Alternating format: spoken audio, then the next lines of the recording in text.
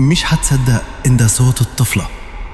اسمع بس قبل ما تبدأ، لايك بسيط واشتراك عشان غيرك يسمع زيك. وزكريا إذ نادى ربه رب لا تذرني فردا وأنت خير الوارثين فاستجبنا له ووهبنا له يحيى وأصلحنا له زوجه إنهم كانوا يسارعون في الخيرات ويدعوننا رغبا ورهبا وكانوا لنا خاشعين.